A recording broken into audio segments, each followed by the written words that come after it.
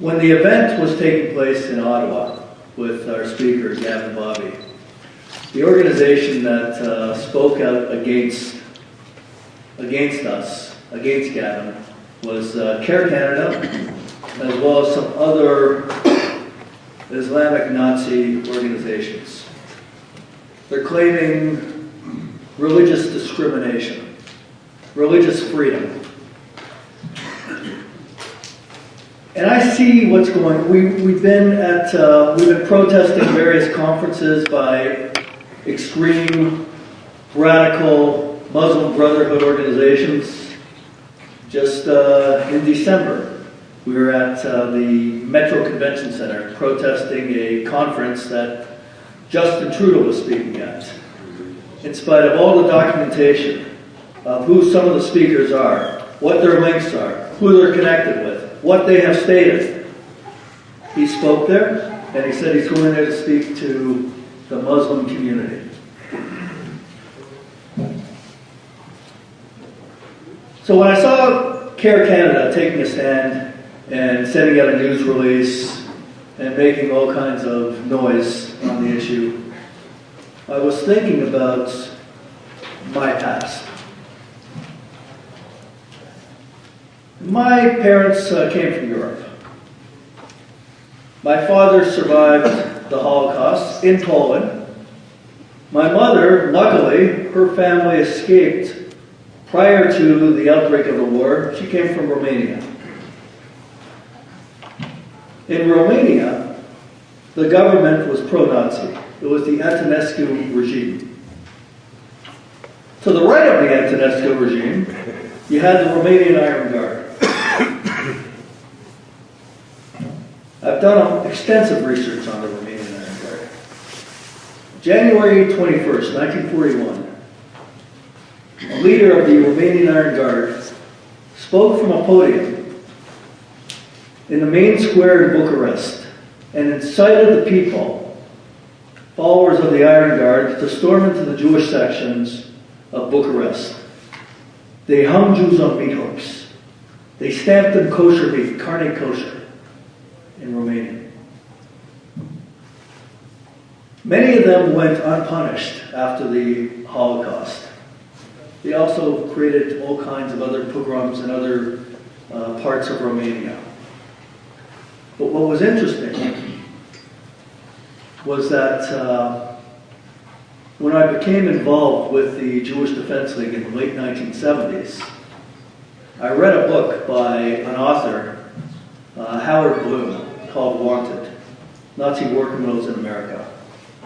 And I read about one person, a lot of war criminals, but one in particular who was from Romania, called Valerian Trifa. Valerian Trifa became the Archbishop of the Romanian Episcopate. In many of the European countries at the time, there was no separation of church and state. The church controlled the politics in those countries. It was either to the extreme fascist way of looking at things, or it was communist. That's how it was. Valerian Trifa, who was the head of the Iron Guard at that time in 1941, became the Archbishop of the Romanian Episcopate and installed in various churches, including in Toronto, his former henchmen. I did research on the Freedom of Information Act. I spoke to informants in the community. I was working with private investigators. We were hunting Nazi war criminals. And we built dossiers, and I made a presentation to the Duchesne Commission on Nazi war criminals. Valerian Trifa was eventually deported from the United States.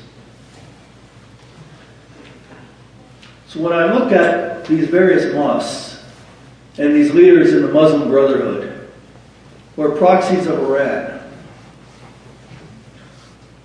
or Wahhabi speakers from Saudi Arabia, and when Yosef Qaradawi, the main spiritual leader of the Muslim Brotherhood, praises Hitler and speaks about his desire with his own hands to kill Jews, understand something. Kirkan has a direct connection to the Muslim Brotherhood. In fact,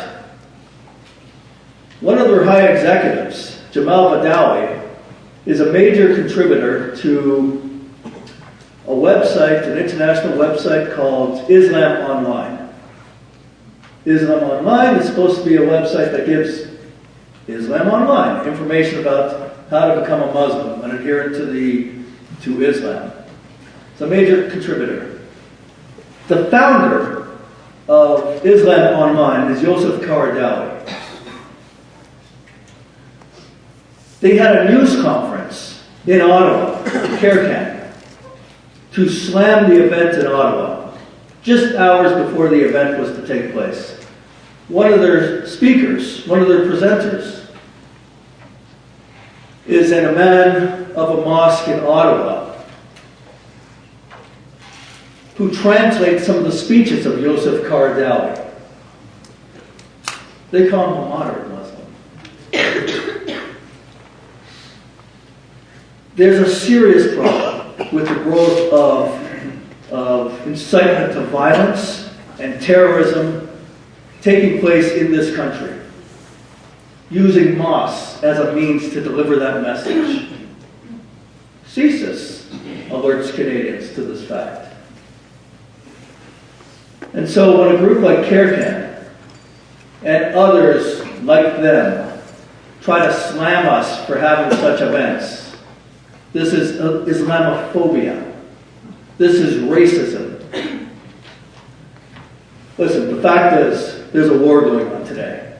And you're either on the side that wants to do something about that threat, or you're going to capitulate or show indifference to the threat.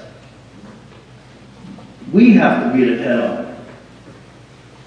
So when I was growing up as a youngster with many other, my friends, many of them, their parents were survivors of the Holocaust, we used to talk amongst ourselves, what would you do if you were living at that time?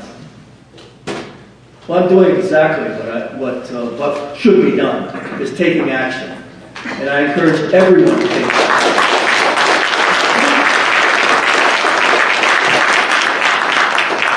What these groups don't want is the spotlight on them. And what we have to do is turn over those rocks and shine a spotlight on them and let everyone know exactly who they are and what they stand for. We have to go after them and make sure that we're going to be safe and our friends are going to be safe. So we have to fight back and not be scared, and we have to be relentless in the pursuit of truth and our struggle to uncover the facts.